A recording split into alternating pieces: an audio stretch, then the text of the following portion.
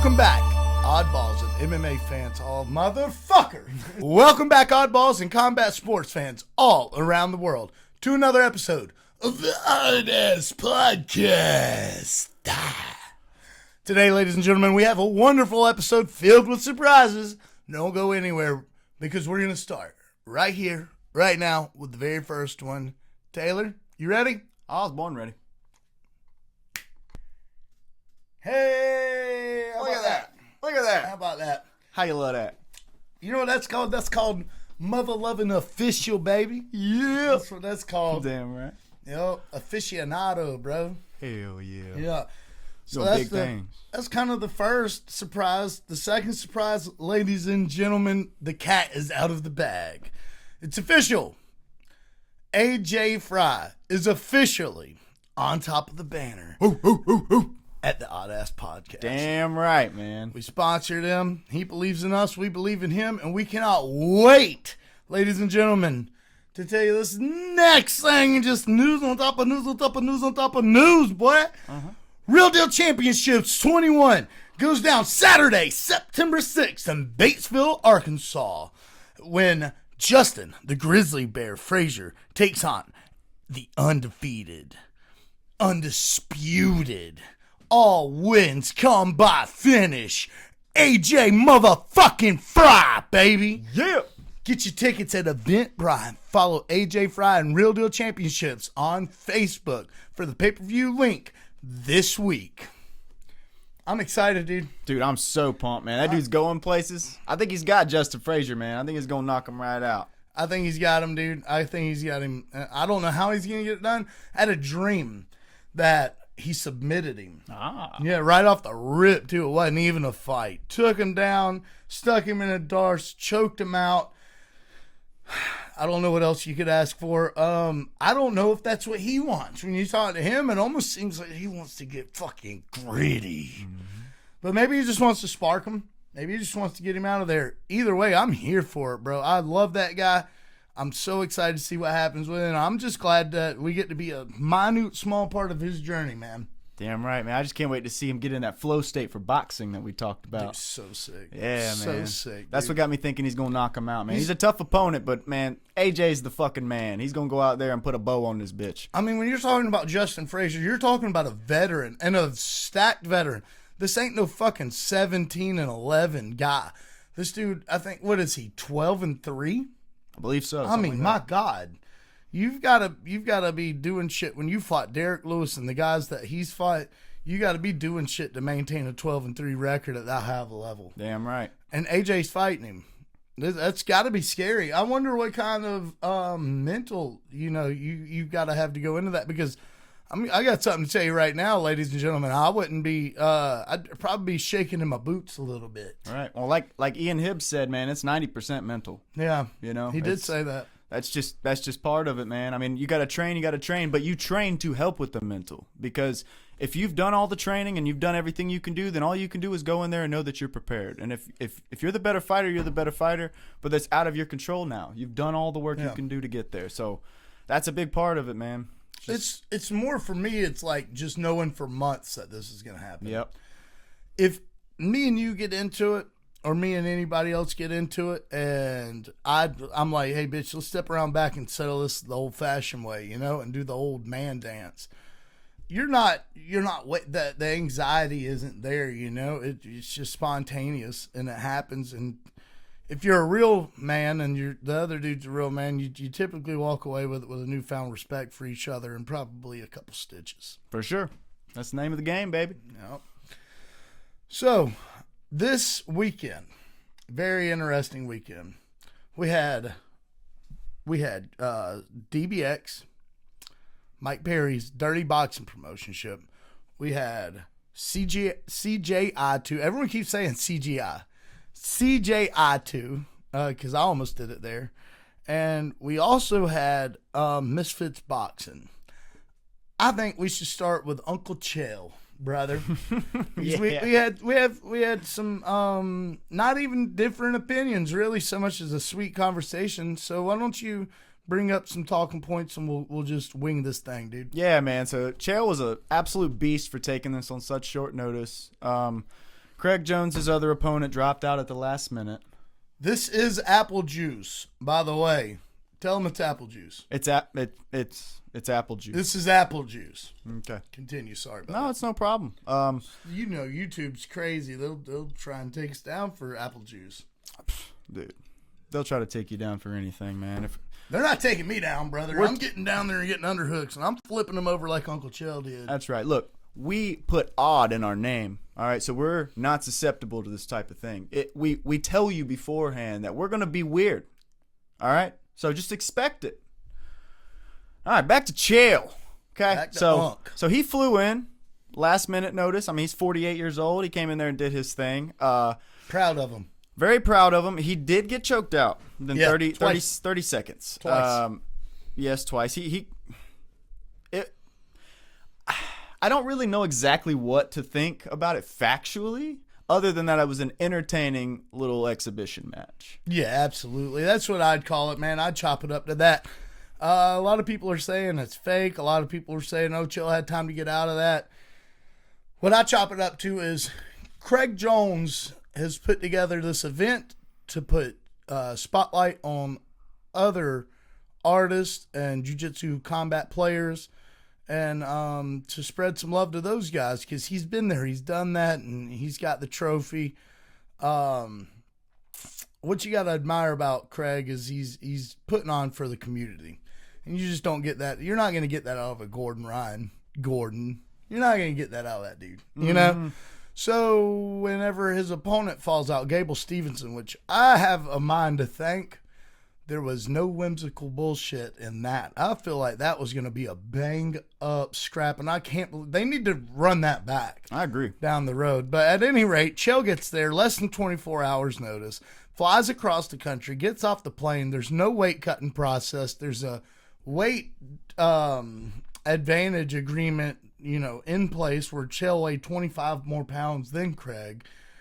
They get out. Chael does this thing on the mic. They get down in the pit. Chael runs in and changes levels. He kind of, it's not really so much a hip toss so much as it was like he tried to take his back. Craig spun with it. Chael kind of just threw him. They both went, did a bit of a gator roll situation. Craig ends up on bottom, locks up a buggy choke, and unfortunately chokes out poor old Uncle Chael's son. And Chael wakes up momentarily, or moments later anyways. The ref, legendary ref, the legend, John McCarthy, the guy that wrote the rules on MMA. He says, hey, it was 30 seconds. Chael goes, nah, not in Uncle Chael's book it wasn't. I was giving him that format to get a buggy choke. We're going round 2. Commission gets involved. It's a little hectic. The crowd's getting rowdy. We want Uncle Chael round 2. They give it to him. He does a lot better the second time around. Unfortunately, it ends up kind of in the same situation minutes later. Buggy choked him unconscious twice in a row. Now, while it might have been an exhibition, here's my thought on it. I don't think that it was... I want to choose my words carefully. I don't think that it was choreographed so much as it might have been a bit staged, as in they weren't really, they were going to try and implement real technique and real grappling on each other, but didn't want to damage each other. And I do think the choke was in. I do think the choke was real. I mean, you saw Craig manipulate his grip to a much stronger grip in both situations and then apply pressure, which to me says that was a true and real submission applied by Craig Jones. Do I think that it was maybe said that was going to happen prior? I think so. So to speak to your point, it seems like these Craig Jones Invitationals, they're very entertaining. They're always great jiu-jitsu matches and grappling and whatnot. But when Craig Jones is doing his thing, it always seems very playful and almost like adding a comedic value to the whole thing. I got that because me and you were talking the other day about the whole Gabby thing. Yep. And I didn't really enjoy that because I didn't know anything about the situation, the backstory. I didn't know anything about what Craig Jones was about. I didn't know what Craig Jones Invitational was. I just saw that role, and it just seemed so comical and unserious to me that I didn't really get it. But I think that's kind of the point. I'm starting to realize is like his goal in this is to bring some publicity, to bring some entertainment value to this card. When you already got bang up fights, there's no shortage of that. So you're trying to bring something that people want to see, kind of like a Jake Paul, Mike Tyson type situation. And so, exactly. There could be a little bit of choreography in there. But what I know is if this was going to be Gordon Ryan's thing, there would be no comedic value. Correct. Gordon Ryan would go out there and maul whoever the fuck's in front of him. And so that when you compare those two things like that, it just makes me wonder if it is just kind of playful and for show. So here's the deal. While Gordon Ryan's great at what he does and Craig Jones is fantastic at what he does, when you turn on a Gordon Ryan fight, you're seeing 10, 11, 12K live members watching, audience members watching online. You turn that thing got up to about 150,000 live views. So he's trying to make jiu-jitsu accessible to the public on the mainstream platform while providing the real fights, the real grappling with the real money, big money. These guys, let's get into that for a second. These guys go off to ADCC Worlds Championship, Jiu-Jitsu Championships, and the winner, the champion, makes $40K. This guy's paying everybody who competes $10,000. $50,000 per submission. Now, mind you, these guys are competing multiple times a night. One dude won like $150,000 just solely based on submissions. Jeez. He's revolutionizing the game. And by the way, the champions win $1 million. The winners win $1 million. So he's trying to bring jiu-jitsu to the mainstream platform and have everyone be able to readily access it. With that being said, also, when Craig is doing the Craig things he does when he goes out there, his goal is to do the coolest submissions in the easiest way possible. And he's so good at what he does. He's such a great tactician that when he's letting Gabby or old Uncle Chael get these positions on him, he already knows where they're going with it.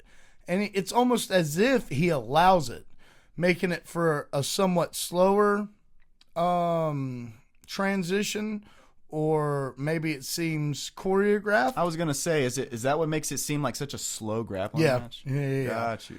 Because he's in his head, he's already 3 steps ahead, And while admittedly some of it is, in my opinion, I don't know this to be factual, but it just seems that some of this is somewhat staged for entertainment purposes.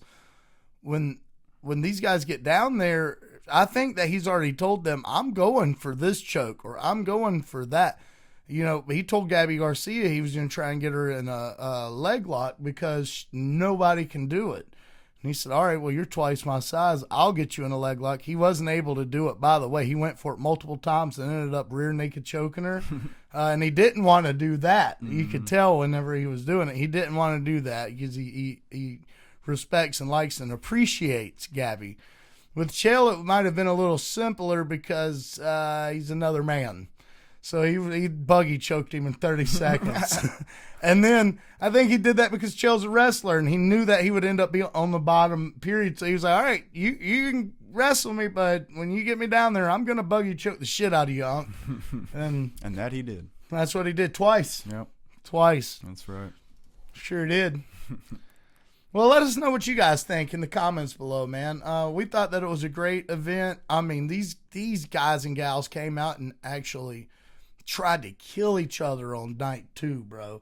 It was an incredible feat to watch. All these young legends. The woman that won, she barely a woman, 18 years of age, came out there and took out a lifelong jiu-jitsu specialist at 18 years of age. Walked away with, I think, $50,000 or $100,000 grand prize. Could you imagine? at 18 years old, man. That's insane, bro. I think it's a great thing. I think it beats ADCC Worlds. I think it beats IBJFF. And I actually feel like it can compete with UFC BJJ. I think it blows it out of the water. Let's put it like that. I was trying to be nice because I love the UFC. The UFC's everything to us and more. And there's just no being nice. I think it blows it out of the water, folks. How many UFC BJJ events are getting 150,000 live viewers right then and there? Like none. It's not happening. No, bro. Ain't no way. Maybe 30 or 40,000. Mm-hmm. On to the next. Misfits Boxing. Dude, I'm so happy for Tony Ferguson. I'm so incredibly happy for Tony Ferguson. Salt Poppy came out there. Once again, I really don't know this guy. I've got a lot of newfound respect for this Poppy of the Salt after this event because he came out the first he actually boxed. I was expecting this to be some influencer, TikTok star, YouTuber. This dude came out and applied the sweet science on Tony. He landed the bigger shots. He was more technical about his shots, which is something you wouldn't expect when facing a combat athlete veteran like Tony. His boxing was crisper. His shots seemed to be doing more.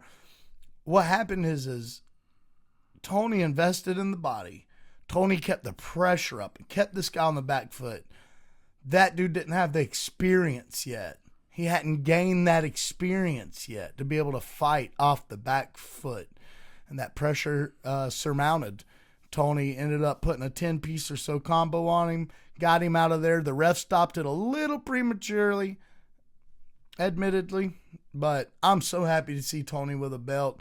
That promotion, they might be treating Tony good now, but I got to tell you, dude, Misfits, get your motherfucking shit together, bitch. That shit fucking pissed me off, dude. I'm not fucking around, man. You guys talked about a goddamn legend like Tony El Kukui Ferguson like he was fucking Smite on the ground, dude. You don't fucking disrespect. That ain't fucking Jake Paul fucking bullshit at Misfits. Be better, motherfuckers. Tony Ferguson's a goddamn legend. You heard it here. He's not somebody to be fucking calling a bitch, telling him you're going to fucking lose. KSI, one of the main proprietors or owners. I'll tell you what, you big four-headed, five-headed looking fucking bitch. Come out here to the backyard, pull up. See what my fat, short, ginger, bearded ass does to you, dude. MVP ain't going to be able to save you from me when I get a hold of you, dude. You don't talk to Tony Ferguson like that. Don't. You better not. Other than that, Dylan Dennis looked great. He came out. It was I think they were trying to say it was a 6-second submission. No, it was a little longer than that. Maybe 6 seconds from the time that they engaged. I'd say I think a 15-second or 16-second submission. He came out. Both guys squared up. They were moving around. Buddy came to dart in. Dylan saw it. I was actually impressed with that one shot. He saw him moving in, punched him. Dude, hard, straight. I know, I was almost about to burp that apple juice. Hit him with a hard straight right in the freaking teeth. Kind of pummeled him a little bit. The dude comes back. He gives Dylan one more. Dylan smiles at him. The guy goes to take Dylan Dennis down. Dylan Dennis hip tosses, buddy, goes straight in the mount into what you would call a front from guard guillotine choke, dude. Just freaking uncle choked his bitch ass. Jeez. Got him a belt. Darren Till. I don't think we can say that name enough right now. I've been high on this guy ever since he left the UFC. His boxing is crisp-ish. His power has never been better. And he straight folded up Luke Rockhold like he was a chair you were tossing in the shed for winter. That's what happened. I did see that. Yeah. That was something to behold. We didn't want to see the legend go down like that, but man, he needs to quit, man. He needs to get out of there. No, we're never happy to see anybody go down like that unless you've been talking a lot of shit. And they were talking shit, but that's what fighting is, man. That's right. He wasn't being a cocksucker. You hate to see it. You hate to see it, especially with someone with prestige, as my brother would say. Leave that prestige alone. All right, if you know that chin's not there anymore, leave it alone. He seems to be doing great at karate combat. If you want to compete, go to karate combat or do it some jiu-jitsu. It's the same way I feel about Nate and Nick Diaz. Go do some jiu-jitsu. And that's not even because they don't have chins, because obviously they do. Mm-hmm. It's just, dude, they're getting older. They're far. The problem isn't even a word that should be used in a sentence with those names. And I hate it. They're legends. I love them. They're some of my favorite fighters. They need to go do some jiu-jitsu, you know? Yeah. They need to go to the Craig Jones Invitational. Brother, that'd be sick. That would be sick. Craig Jones versus Nate Diaz? Oh, man, that would be nasty. Dude, I'd love that. That'd be nasty. He'd be choking him out. DBX. I don't know most of the folks on there. Brian Battle made quick work of that dude. That dude didn't want to be in there. Dude, he probably shouldn't have been in there. He looked like he shit his pants. Well, he was like 3-9, bro. You're going up somebody who was literally skyrocketing in the UFC, bro, with no end in sight. And facing legit contenders and the biggest platform on the world for MMA. That's right. I mean, he could have gone in there against any upcoming big bitch. You know what I mean? It didn't have to just be 3-9 dude from Brazil. But again, it was on a week's notice. Yeah. He was just filling shoes, and boy did he fill them. Yeah, he did. It was pretty nasty, man. He put him down. I think the dude kind of gave up. No, he gave up. He didn't want to be there. He shit anymore. his pants. Yeah. Jessica Rose Clark beat the shit out of her opponent. I was so happy to see Jessie Jess come back like that in a big way. Yeah, dude. You called it, man. Man, her opponent was good too. It's not that her opponent was not good. That girl could fight. The girl that they're having her fight, the opponent that got in and faced off with her after the fact, dude, I'm worried about that fight. Really? That girl was ruthless. Yeah, she was a marauder of the highest degree. So, old Jessie Jess, honey, baby, love, sweetie doll, get in that gym, baby, because that girl is a murderer. Let's get it straight, dude. That girl, they got her from fucking Arkham Asylum where they throw Joker and all them folks in there, dog. Like, yeah, get your shit together, girl. You need to go train with Floyd Mayweather and them boys or something, because that bitch wasn't fucking playing around.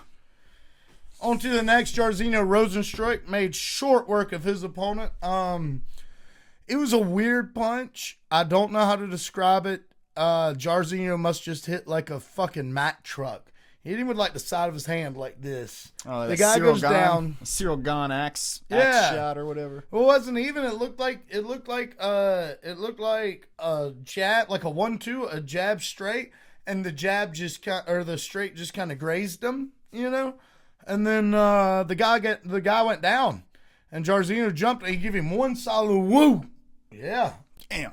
Ref called it. He got this big, huge DBX belt. That's a big belt. Did you see it? Yeah, it was huge, dude. Even on him. Looked like he was wearing a coffin around. Even on Biggie Boy. Yeah, and that's a big boy. That's why they call him that. That's right. Yeah. I just want to do a little sidebar. I was watching a Cyril Gahn fight the other day, and I never realized how much I hate watching him strike. It's the worst. Dude, he's got beautiful kicks, but his punches look like he ain't never done it before. Like, he's like... Now, I'm going to be honest, though. That's shit, bro. That's one dude I wouldn't tell to pull up, though, dude. I'll tell KSI's bitch ass to pull up. I'm not telling Cyril Gahn to pull up, bro. No. He's got a lot of different ways he could do it. It's just, I never realized how awkward his punches were. Like, it's almost like he doesn't know how to throw a punch. Maybe what I was watching was him with a broken hand trying to punch. That could be very possible. That happens a lot. So I take that I could be wrong, but it was so strange, and it wasn't doing anything. It was almost like he was karate chopping him. Yeah. It was strange. But yeah, it's still sidebar. Whatever.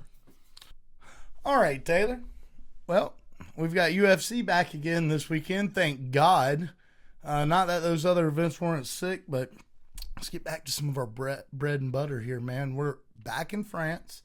Once again, the French crowd is insane, dude. Damn right. Why don't you take it away, brother? All right, so first I'm going to mention that I didn't say that what our pick numbers were last week. We are now at 27-30. You are up.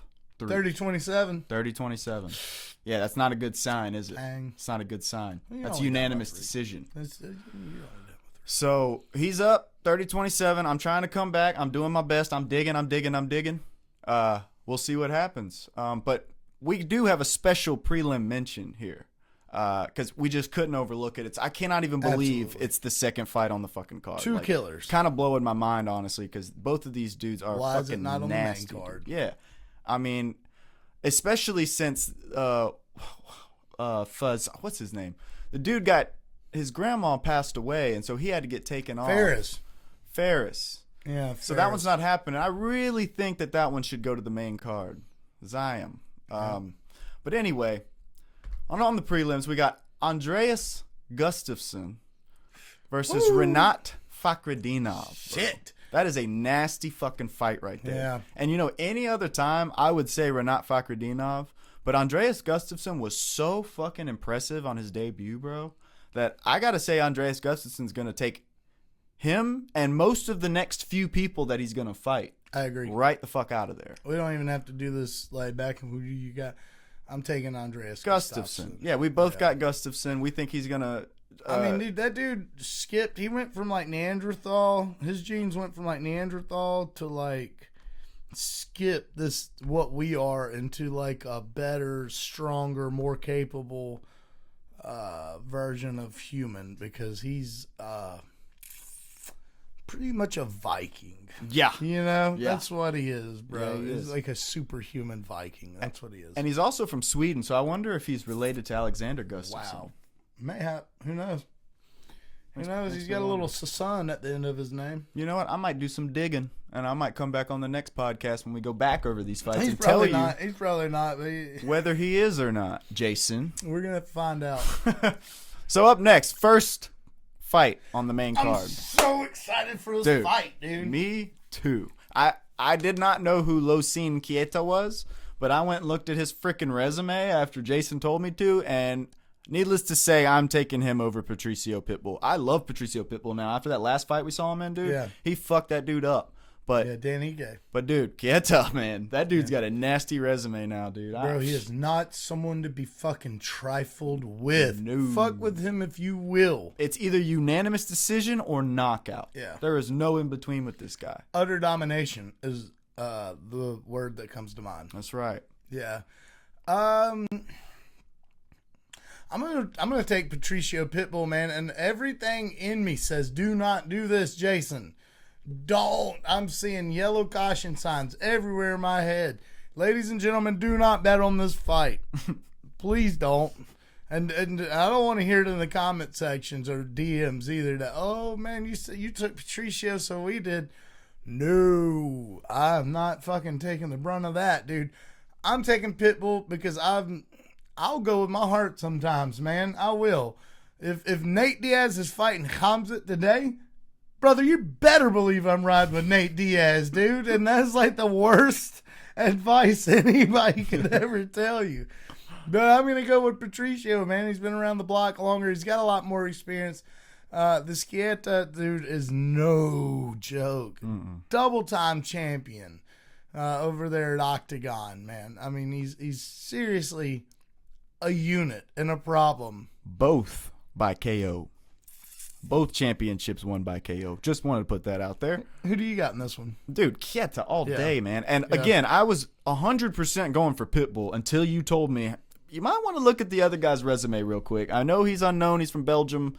He's 16-1. You know, we don't know if he's ever seen this level of competition, truthfully. I mean, I know Octagon MMA is pretty sick over there. Yeah. But UFC's UFC, all right? And I think Patricio figured that out in his first fight. I don't know if he just was sick or something. He might have been sick. I always give that an option because these tough motherfuckers go out there sick a lot, man. And you always got to have that in the back of your mind that if they don't look like themselves, they could either be injured or sick. So Patricio, and that's one key detail that he's going to have to. I know he's all right, the guy's stubborn. Any man at that level would be when you have an ego like that. And I mean, I know he's a humble individual, but everybody at that level's got to be somewhat delusional. Sean O'Malley says it all the time. You've got to be able to succeed at that high of a level.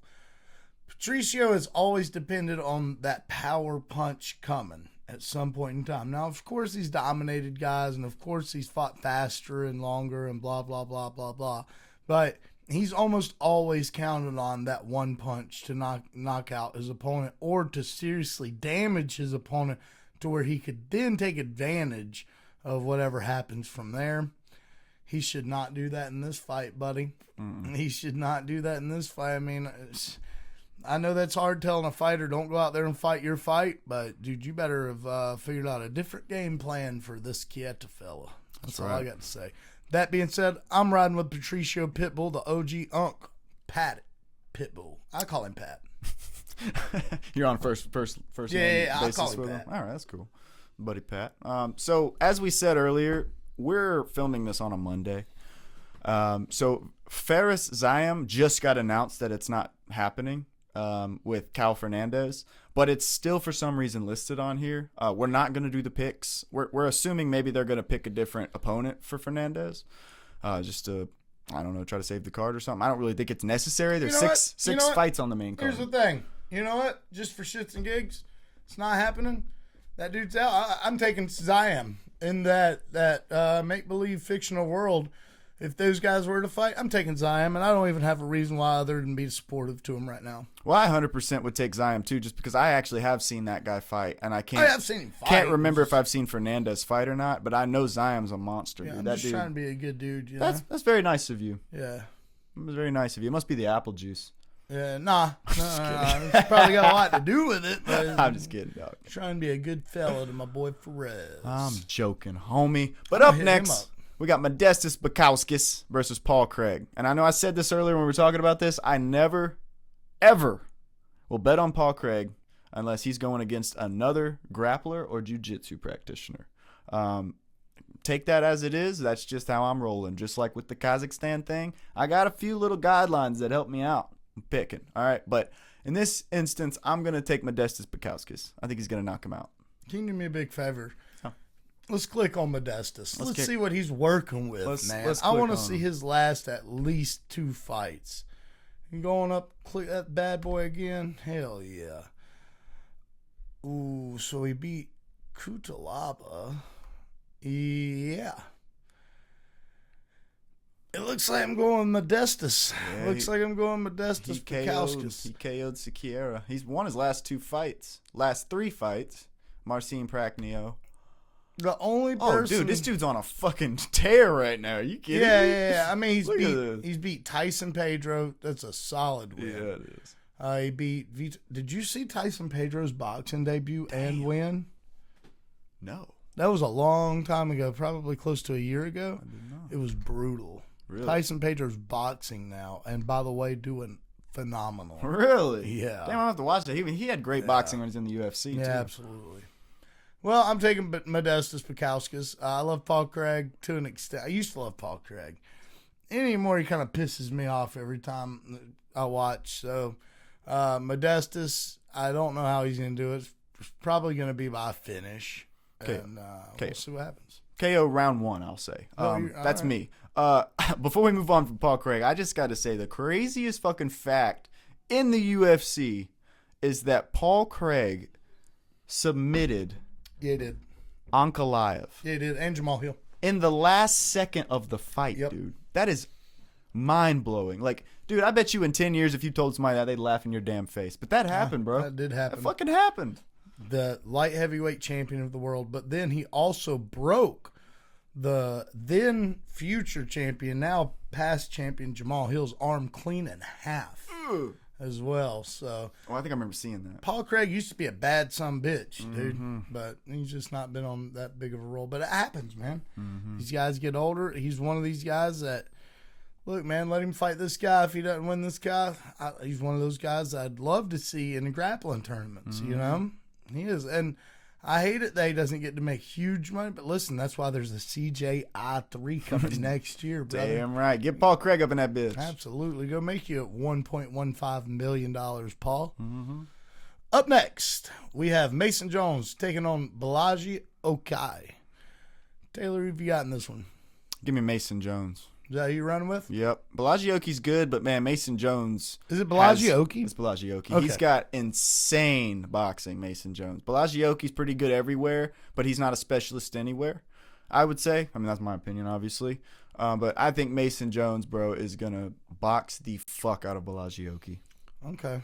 I saw him fight Jeremy Stevens when they pulled Jeremy Stevens back for that event, and I can't remember where they were. It's wherever Jeremy Stevens is from, but yeah, I think I'll take Mason Jones. I've not even seen this guy fight, and I can't. Well, I might have, but I can't recollect it if I have. So I'll take Mason Jones for the boxing repertoire that he has as well. Damn, it's great. Absolutely. And up next, we got Benoit Saint-Denis versus Mauricio Ruffi. Hold the damn phone. This fight, I actually feel like, has the potential. Listen at the wordplay. Has the potential to go on a lot longer than folks think, dude. I can see that. Everyone sees Rufy running through Benoit Saint-Denis. Dude, Benoit Saint-Denis is not, he's not, he only gets ran through from the highest level individuals. Now, Mauricio very well picked. He might just absolutely go in there and dog walk Benoit. I just don't see it happening. Rufy, what he did to King Green and Benoit, he's been in some really tough scraps. I'm glad he got that dub the last go around, but man, oh man, I got a feeling this is going to be a little scrappier than folks think. With all that being said, I've still got Rufy. No, I agree. I think Benoit Saint-Denis is going to be a little tougher of an opponent for Rufy than people think he is. That man can take a hit, bro, and he can give one too. Yeah. And he's very well-rounded and tough. But Mauricio Rufy is a fighting fucking nerd, bro. And Absolutely. I'm not betting against the fighting nerds. Nope. All right? That's another rule I got. So I got what? I'm up to 4 now? I got 4 rules, and one of them is we do not bet against the fighting nerds. All right? Mauricio Rufy in 3. Give it to me. I know this has nothing to do with this card, but are you saying that you're not going to bet on Diego Lopez versus Jean Silva? I got Silva, bro. I do believe that Diego Lopez can do it. Don't get me wrong. I totally believe he can win. But, dude, Silva, man. That's exciting. He's one of my favorite fighters. That's exciting. I mean, dude, when he barks, it gives me chills, dog. Yeah. Gives me chills, dog. I mean, you believe him. Does. You believe him. It's like, I think he really barks. Yeah, man. He's like in normal life. Dog. That's why, dude. You know? That's why. Yeah, Mauricio Rufy in 3. Give it to me. Boom. Matter of fact, Mauricio Rufy by head kick in round 2. Oh, shit. You heard it here first, folks. Yep. That's what Taylor the man said. On to the next one. Nasruddin Imavov is taking on Caio Borralho in the main event. Damn right. Taylor, have you gotten this one? Man, this one was actually really hard to choose. Both of these guys are similar, actually. Yeah, like they fight similar. They have the same skill set. Not skill set, but skill level. Yeah. I think they're both on the same fucking level. This is great matchmaking. Yeah. I think they could both be world champions. Yeah. But in this one right here, give me Caio Borralho. I'm going to take Nasruddin. All right. I think he could do it. Don't get me wrong. Dude. Nasruddin, dude, he knocked out. Didn't he knock out Israel Adesanya in his last? That's crazy, bro. Now, admittedly, though, Izzy kind of slipped on a banana peel. Izzy gets into this false realization, or this false reality of that he can just he just kind of leans out of the way. He thinks he can teleport. Because people are usually not as tall and don't usually have that reach as he has. So he kind of just leans out of the way of the shots that are coming. And he just couldn't do that against Nasruddin because that dude was as tall, if not taller, and had the reach on the guy. Yeah, I thought that fight was going to go a lot longer. At any rate, I've got Nasruddin Imavov. I think that it's going to be by TKO, ground and pound. It'll probably be something that catches Caio off guard. And as a matter of fact, I actually think Caio might win the first 2 rounds. I think Nasruddin backs it off, finishes Caio in the 4th and 5th ladder rounds. Sure do. All right. Well, I'm not knocking it. I'm not saying that's not going to happen. I think you very well could be right. But dude, if Caio Borralho wins this fight, I'll be so happy. Yeah. I'll be so happy. I love that dude. Me too. He's cool. I love the team. I love that dude. Man, I will not be upset if he does win. I just want to say, I got to see, not meet, but I got to see in person from 10 feet away the entire Fighting Nerds team when I went to UFC X. That shit was dope. Yeah, dude. Absolutely. Hell yeah. I'd have walked over there and tried to shake their hands. They'd have probably jumped on you, but maybe not.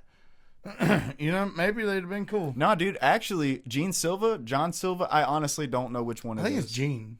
I've heard both. I've heard announcers say both, but he actually jumped out in the crowd at the end and hugged people and took pictures. Oh, that's sick. And that was not guaranteed. You were not supposed to do that, but he was like, "Nah, I'm doing it." He's like, "This is what they came for." Yeah, absolutely. That was cool, bro. That was really cool. Mm-hmm. You know what? I take it back. I take it back. Fuck Diego Lopez. Old Josh Hartnett looking ass. Yeah. Well, listen, oddballs, combat sports fans all around the world, ladies and gentlemen, this has been this week's episode of the Oddass podcast. We greatly appreciate you showing up. Hey, if you guys don't mind, go check out AJ Fry's Facebook page, Twitter page, Instagram page. I don't know what all the pages that dude has, but you go check those guys out, man. Follow that dude, like and subscribe, comment under everything. We're not even telling you to do that to us. We're not even trying to be those guys. But bro is seriously just an awesome individual, a strong, hardworking, young, blue-collar mindset individual who trains hard, works hard, and lives hard, man. Go give that guy just a little shine. It takes 1 second to type in his name, click his picture, and just hit follow, you know? Mm-hmm. Check him out, man. He's a great guy, a wonderful athlete, and he's now officially a part of this team, and we love him, man. We've got that dude's back to the death. You guys don't even know. We die for that dude. Speaking of dying for that dude, we're going to go visit him. And we might die for him. We're going to the gym with him. Yeah. Might die for him, and he'll be laughing. Right in front of him. He will not be dying. He will be in perfect shape and probably in a comedic fashion. That's right. We got a bunch of stuff planned for that. We're going to go to the beach. We're going to go to where he works. He works at a nightclub, so we're going to go, see him in action. Go to all his favorite places. We're gonna do some interviewing. We're just gonna bro out with this dude. Absolutely. Get to know him so you can also bro out with him and get to know him. I cannot wait to go see this guy, man. Damn right. Hang out with this guy, do our skits, do our interviews, go legitimately just chill with this guy. And of course we'll get great content, but fuck the content, bro. Dude, the hang, fuck bro. it. The hang's gonna be where it's at. It's gonna be dope, dude. Damn just right. to go hang out with that guy. Get to know him a little better, and like I said at the start of this thing, man, just to be a small part of that journey, man, it's also worth it. Mm-hmm.